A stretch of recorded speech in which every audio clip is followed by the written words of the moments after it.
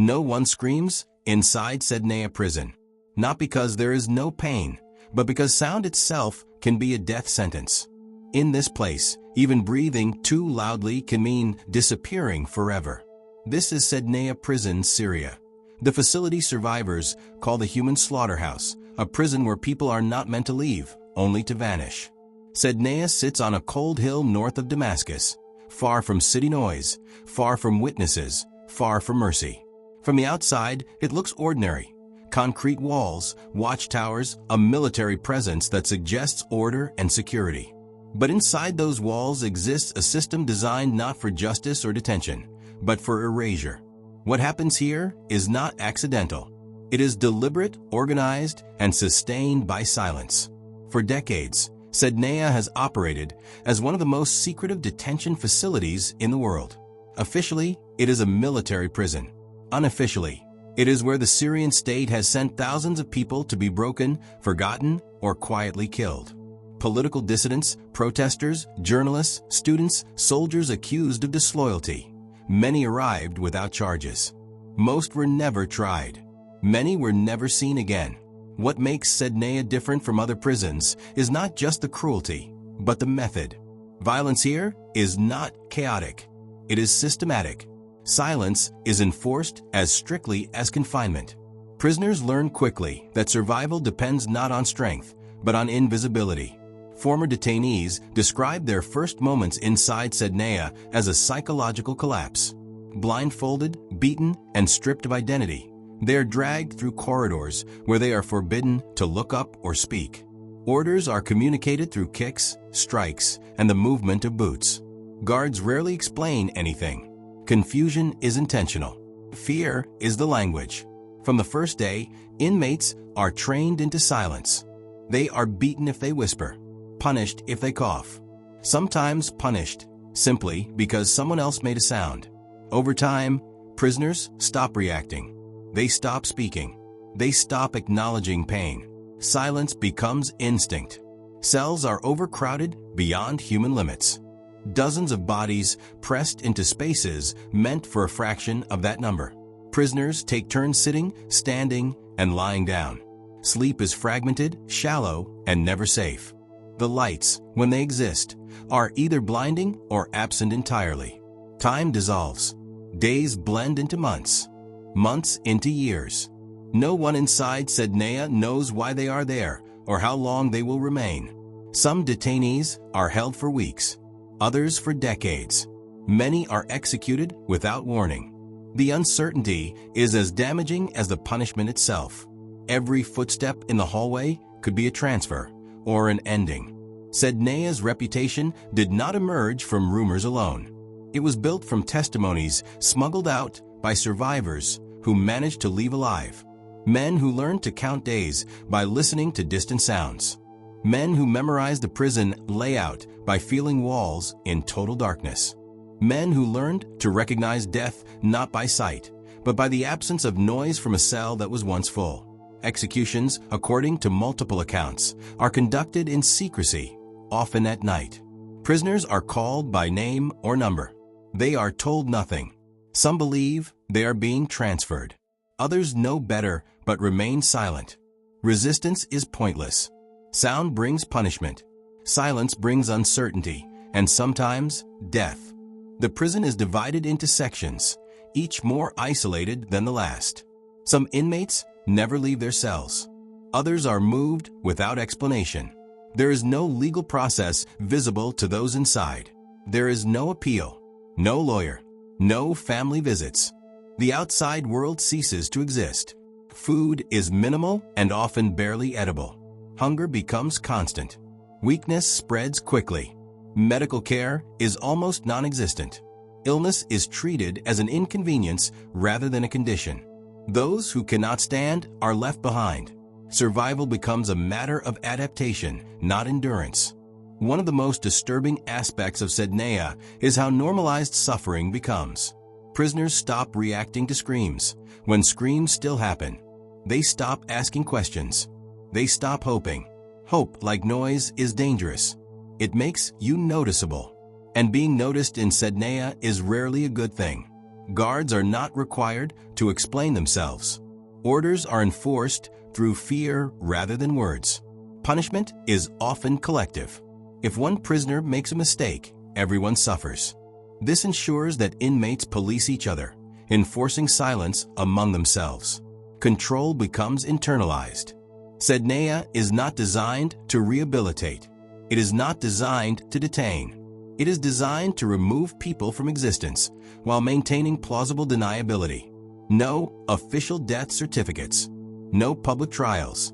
No records accessible to families. Just absence. Outside the prison walls, families search for answers. Mothers wait for phone calls that never come. Wives return to government offices again and again, asking the same questions, receiving no responses. Children grow up without knowing whether their fathers are alive or buried in unmarked graves. For years, Sednaya remained largely hidden from global attention. Syria's war created countless tragedies, and this prison was just one among many. But as survivors escaped the country, their stories began to converge. Different men, different years, same patterns, same silence, same fear. International human rights organizations began collecting testimonies. Patterns emerged that were impossible to ignore. Detention without trial, systematic abuse, mass executions, enforced disappearances. Sednaya was not an anomaly, it was a machine. The phrase human slaughterhouse did not come from journalists seeking shock value. It came from those who lived inside. It was their attempt to explain a place that defied normal language. A place where people were processed, not imprisoned. Where the goal was not correction, but elimination. What makes Sednaya especially terrifying is that it operates with efficiency. There are schedules, procedures, routines. Death is not chaotic, it is organized. And that organization allows the prison to function quietly, away from scrutiny. Silence is the core of Sednaya's power. Silence from prisoners. Silence from authorities. Silence from records that do not exist. Silence that allows the prison to continue operating even as the world looks elsewhere. But silence has limits. Every testimony that escaped Sednaya cracked that silence just a little. Every survivor who spoke broke a rule that once kept them alive. And with each story, a clearer picture emerged of what Sednaya truly is. Not just a prison, but a symbol of how systems can erase human beings without leaving visible scars on the world. This chapter is not about shock for its own sake. It is about understanding how a place like Sednaya can exist and continue to exist in modern times. It is about recognizing that the absence of noise does not mean the absence of suffering. Because in Sednaya Prison, silence is not peace. It is the sound of people disappearing that N01 arrives at Sednaya Prison in daylight by choice. Prisoners are transported at night, when the roads are empty and questions are fewer. For most, the journey begins long before they ever see the prison walls, inside interrogation rooms, underground detention centers, or military checkpoints where names are written down and futures quietly erased. Arrest is rarely announced. Doors are broken down. People are taken from their homes, workplaces, or the street. Some are blindfolded immediately. Others are beaten first, as a warning to anyone watching. Explanations are unnecessary. The destination is not mentioned. Sednaya is never spoken aloud. Those taken often believe they are being transferred for questioning or sent to a local prison where release is possible. Many assume the process will follow some recognizable legal path. That belief rarely survives the first hours. Interrogation centers function as filters. Confessions, real or forced, are extracted. Names are added to files. Accusations are broad: terrorism, opposition, disloyalty. Evidence is irrelevant. Resistance is punished. Compliance offers no protection. Once a person is marked for Sednaya, the decision is final. The transport itself is an exercise in disorientation.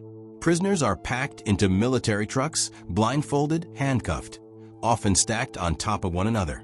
The air is scarce. Movement is impossible. Anyone who speaks or complains is beaten. Some lose consciousness before the journey ends. When the truck stops, there is no announcement. Prisoners are dragged out one by one, sometimes falling to the ground, sometimes slammed into walls. The blindfolds stay on. The first sounds they hear are boots, metal doors, and commands they cannot see coming. This is the moment Sednaya begins. Before cells, before silence, before time disappears, there is processing. Prisoners are stripped of their clothes, their belongings, and their names. Jewelry, papers, watches, anything personal is taken. Many are beaten during this process, not for disobedience, but to establish dominance. Pain is immediate. Confusion is total.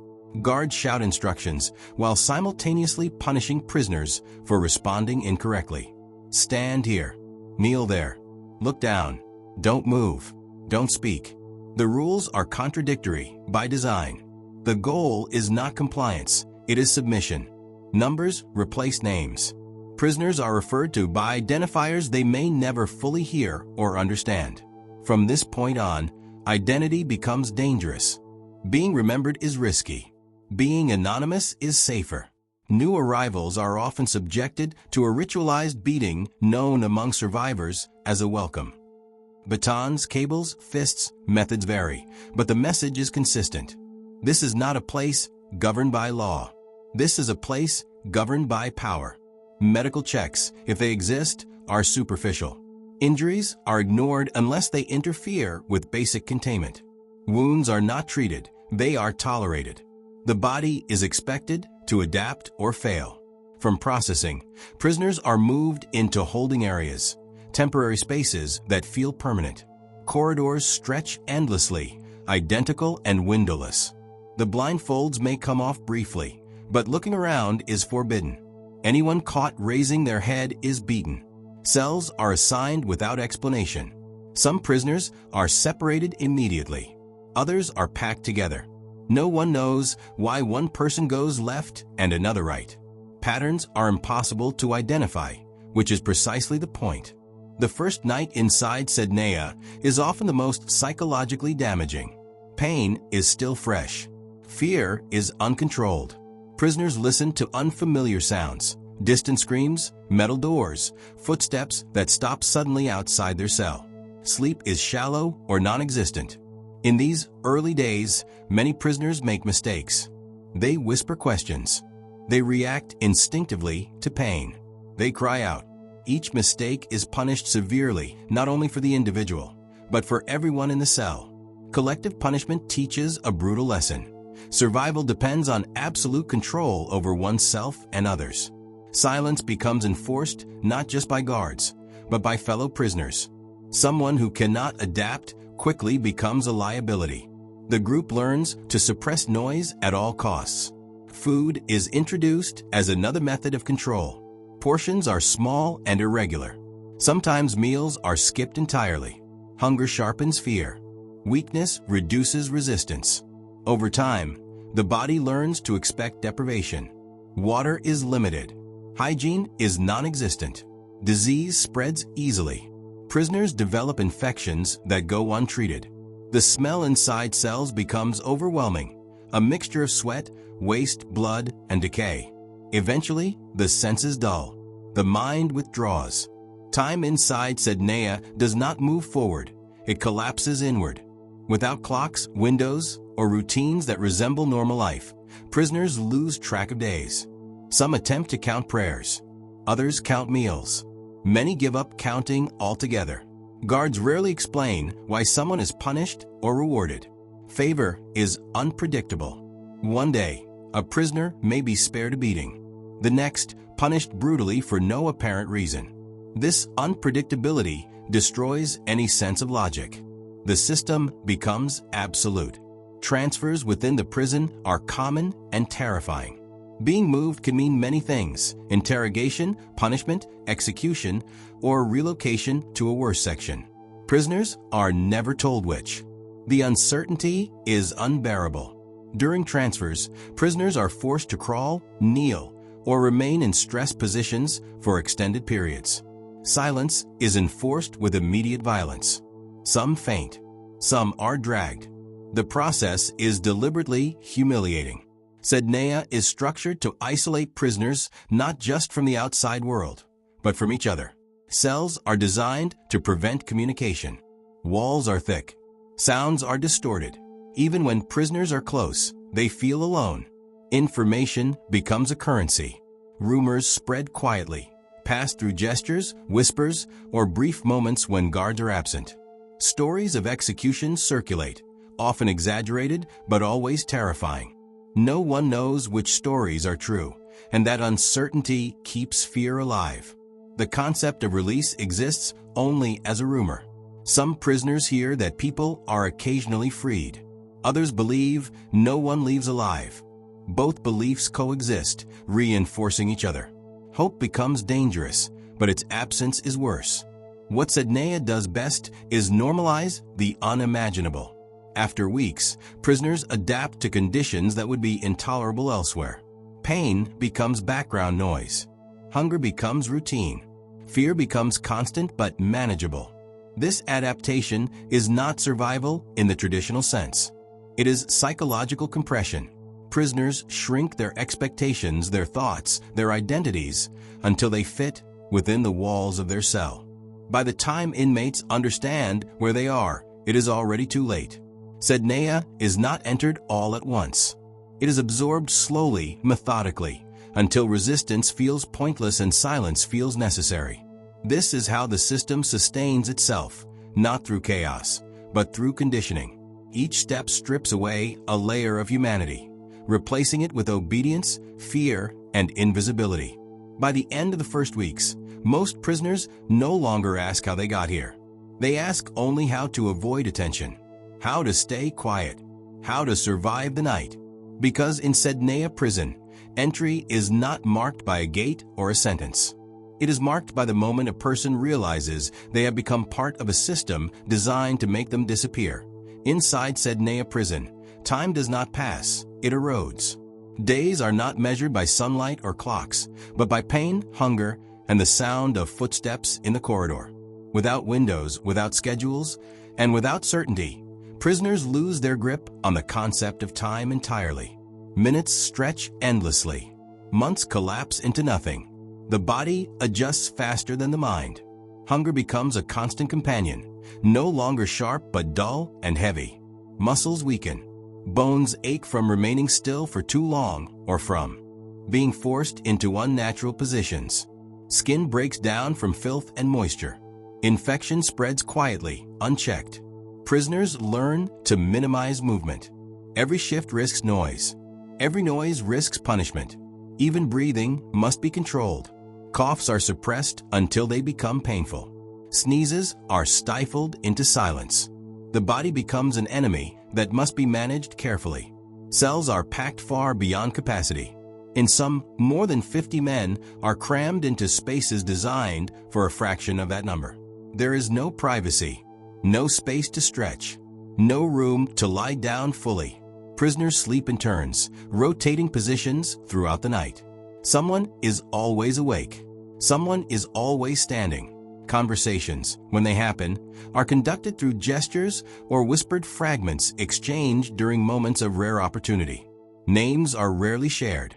To know someone is to risk mourning them. Detachment becomes a survival strategy.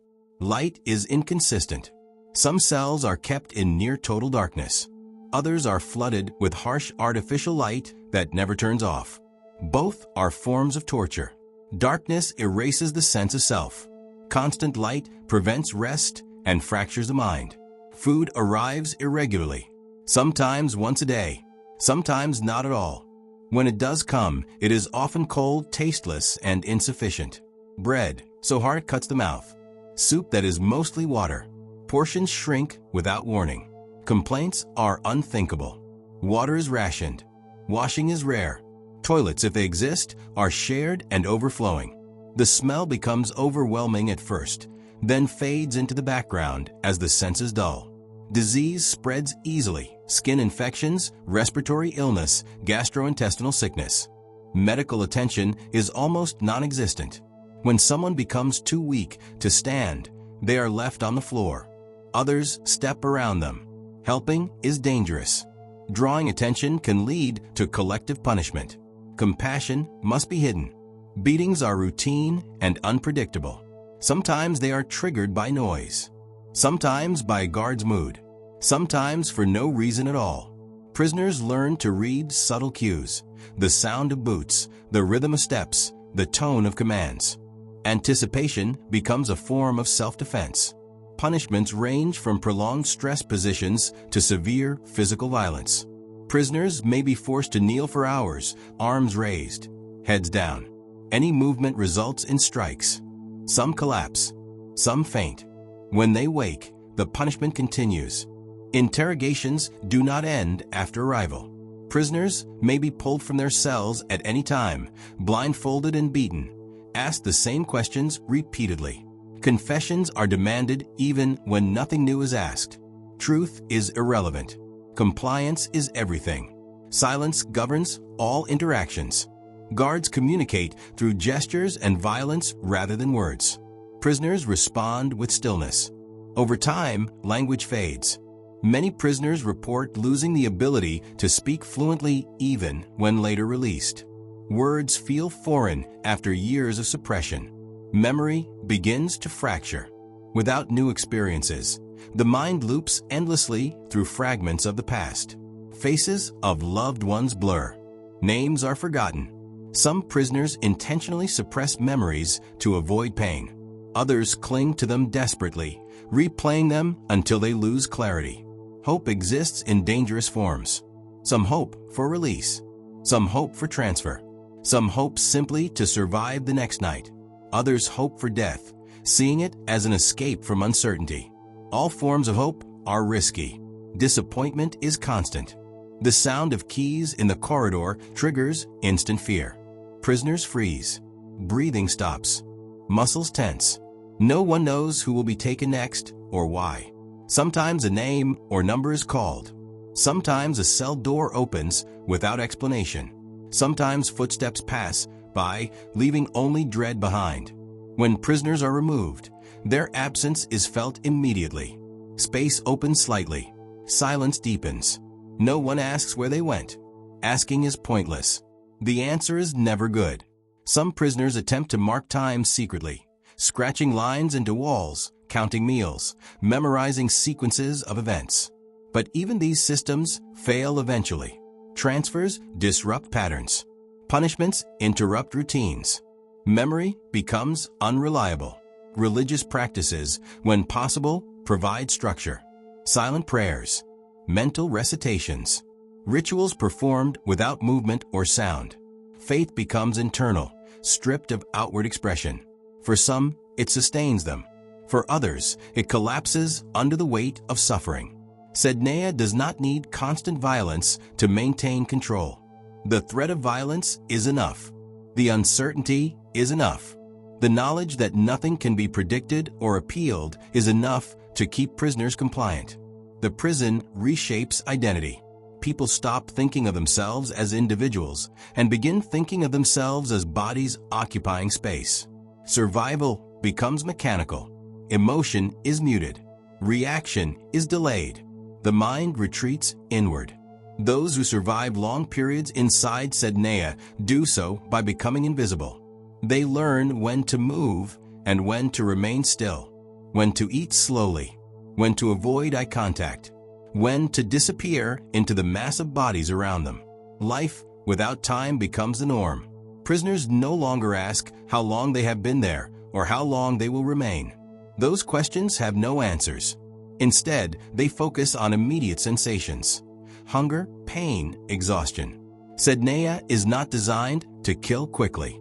It is designed to wear people down until survival feels accidental, until death feels inevitable, until existence becomes a suspended state between life and disappearance.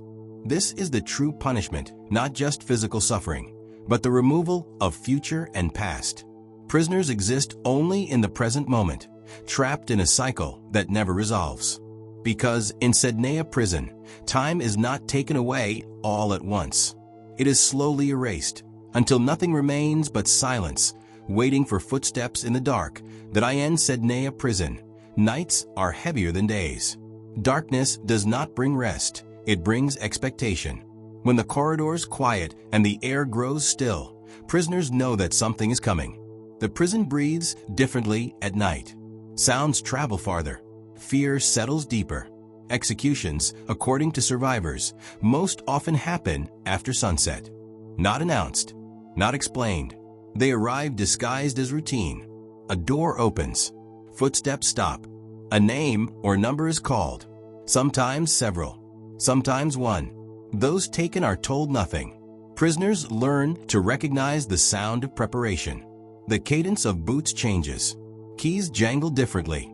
Guards move with purpose rather than impatience. Inmates freeze in place, afraid that even the smallest movement might draw attention. Those who are called have seconds to respond. Hesitation is punished. Resistance is futile. Some believe they are being transferred. Some know the truth but remain silent. Begging serves no purpose. Sound is still forbidden. The doors close again. Silence returns. But something has changed. The cell is lighter now, one less body, one less breath. The absence is immediate and unmistakable. No one asks where the taken have gone. The question is unthinkable. The answer is worse. Survivors describe execution procedures as methodical. Prisoners are led away blindfolded, hands bound. No final words, no explanation. The process is designed to be efficient, not dramatic. Death is treated as administration. What makes Sednaya uniquely terrifying is not just that executions occur, but that they are hidden with. In routine, there is no public acknowledgement, no records released. Families are not informed. People simply vanish. This system of disappearance is central to Sednaya's power. Without bodies, without confirmation, grief becomes suspended.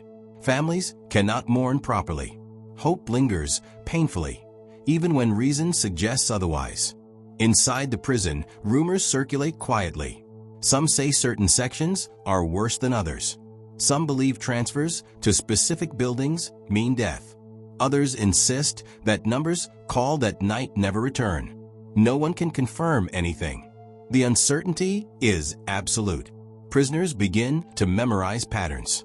The day's executions are more likely. The sounds that precede them. The number of names called. These observations offer no protection, but they provide a fragile sense of understanding in a place designed to eliminate it. Collective punishment often follows executions. Remaining prisoners may be beaten, deprived of food, or forced into stress positions. The message is clear. Survival is conditional, temporary, and revocable at any time. For guards, the process appears normalized. Orders are followed. Procedures are repeated. There is no visible hesitation. Sednaya does not rely on sadism alone. It relies on routine. When cruelty becomes routine, it requires no justification. Outside the prison walls, the world continues largely unaware. Sednaya is isolated geographically and politically. Access is restricted. Information is controlled. For years, only fragments of truth escaped. Smuggled stories, whispered accounts, anonymous testimonies. As Syria's conflict intensified, the scale of detention expanded. Sednaya absorbed thousands more. Protesters, activists, journalists, civilians caught in the wrong place at the wrong time. Many were never charged. Many were never seen again. International organizations began to piece together the evidence. Survivor testimonies aligned despite differences in time and background. Independent reports confirmed patterns of mass detention, torture, and execution. Sednaya's reputation grew darker with each account. Satellite images showed changes in infrastructure, expansions, modifications, signs of increased activity. Analysts compared dates of known executions with observable changes on the ground. The picture that emerged was chilling. But confirmation did not bring intervention. Condemnations were issued. Reports were published. Statements were made. Yet Sednaya continued to operate. Silence, once internal, became external as well. The prison existed in a space where accountability could not reach. Families outside lived in limbo. Some paid bribes for information that never materialized. Some searched morgues and hospitals endlessly. Some clung to rumors of secret releases. The absence of certainty became its own form of punishment. For prisoners still inside, the outside world felt imaginary. News arrived rarely, distorted by time and rumor. Wars began and ended without their knowledge. Leaders rose and fell. None of it changed their reality. Sednaya's greatest weapon is not violence. It is invisibility. A prison that operates without witnesses can continue indefinitely. A system that erases people without documentation leaves nothing concrete to challenge. Yet, even in this environment, cracks formed. Survivors who were released, often unexpectedly, carried the prison with them. Their bodies bore evidence. Their memories carried detail. Their stories, once shared, could not be fully contained again. These testimonies changed how the world understood Sednaya, not as an isolated abuse, but as a systematic mechanism of repression, not as rumor, but as documented reality. Still, justice remained distant. Those responsible were shielded by power structures, political complexity, and global hesitation. Sednaya continued to stand, silent and operational. Inside, prisoners adapted to the nights. Fear became ritualized. They learned to brace themselves when footsteps approached, to still their breathing, to accept that any night could be their last.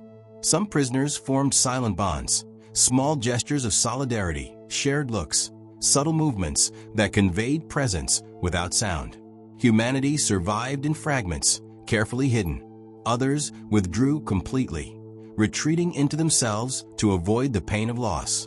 When people disappear repeatedly, attachment becomes dangerous. Emotional numbness becomes protection. Sednaya does not announce endings. It removes people quietly, leaving behind questions that are never answered. This uncertainty amplifies its terror. Death is not final, it is unresolved. The nights continue. Names continue to be called. Doors continue to close. And the prison continues to function, not because the world does not know, but because knowing has not yet been enough.